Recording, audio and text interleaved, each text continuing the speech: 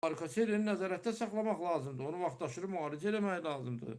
Varikoseliyaya aid mən indi insanlarda kimdə varsa bu əlamətlər, mən yaxşı bir hərəkət, bir neçə hərəkət deyə bilərəm ki, bu hərəkətlər olunduqda varikoseliyanın artması prosesi dayanır. Yəni varikoseliya qarşısı alınır. Və bu hərəkətlər hansıdır? Birincisi, ayaqların divara qoyulması 90 dərəcə bucaq altında. Bunu bütün kişilərə məsləhət görürəm. Əlbəttə bu halda ki, ayaqlarda tromb olmamalıdır, ayaq damarlarında tromb olmamalıdır. Və yaxud həmən şəxsin yüksək təzyiqi olmamalıdır. Əsasən gənc adamlar üçün də, cavan gənc adamlar üçün təzyiqi olmayan, arterial təzyiqi yüksək olmayan və ayaq damarlarında trombu olmayan insana aiddir.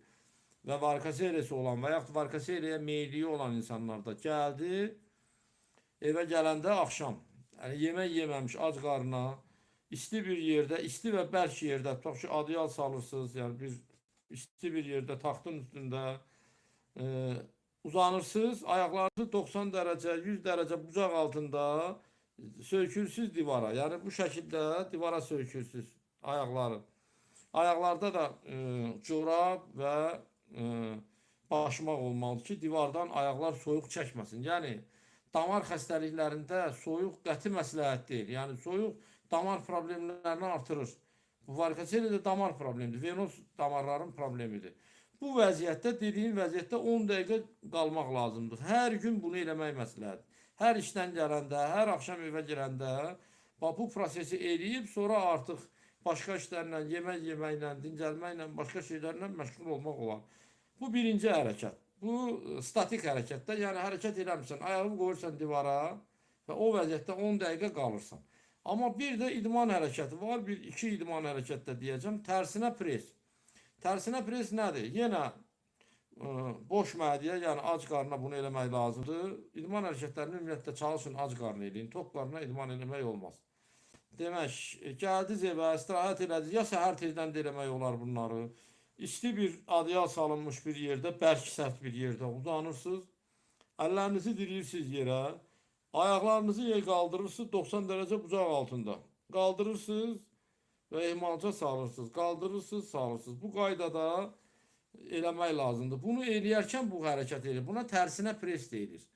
Bu hərəkətin iki böyük xeyri var. Xeyirlər nədən ibarətdir? Birincisi, siz hər dəfə ayaqlarınızı qaldıranda venoz sistemdə olan qan hamısı gedir aşağı qarına.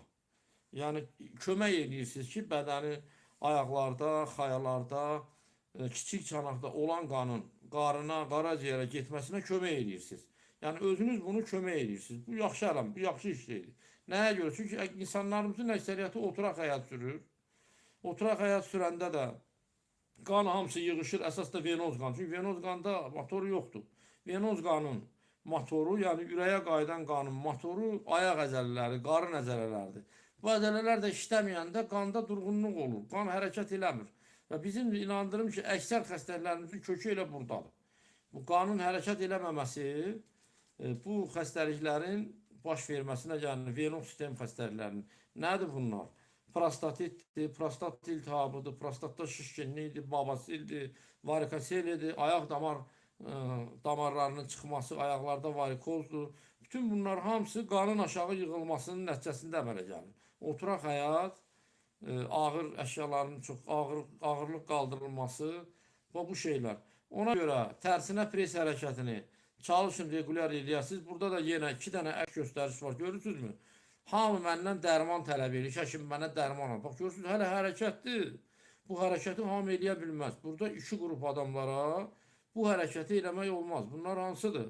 Birincisi, ayaq damarlarında tromb olan adamlara, ikincisi, yüksək arterial təzyiqi olan adamlara bu hərəkəti eləmək olmaz.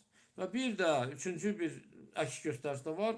Onurğasında, belində yırtıq olan, protruziya olan xalq arasında qrıja deyirlər. Qrıjası olan adamlara bu hərəkəti eləmək olmaz, çünki qrıjanı qıcıqlandıra bilərsiniz.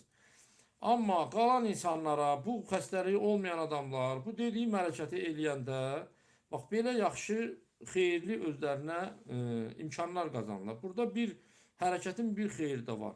Qarın presinin möhkəmlənməsi, qarın əzələlərinin möhkəmlənməsi.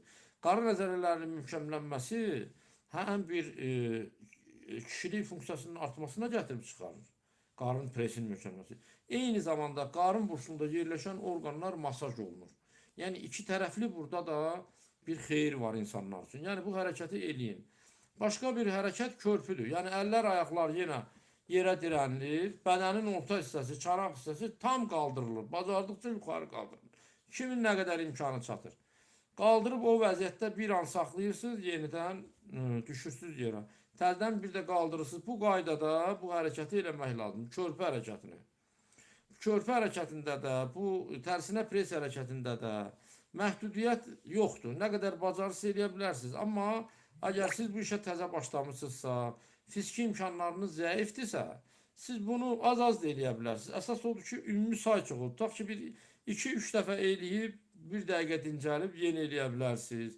Yəni bu hərəkətlər insan sağlamlığına böyük xeyri var. Yəni bu dərman deyil, kimyəvi bir şey deyil, amma insan sağlamlığı üçün böyük əhəmiyyəti olan hərəkətlərdir.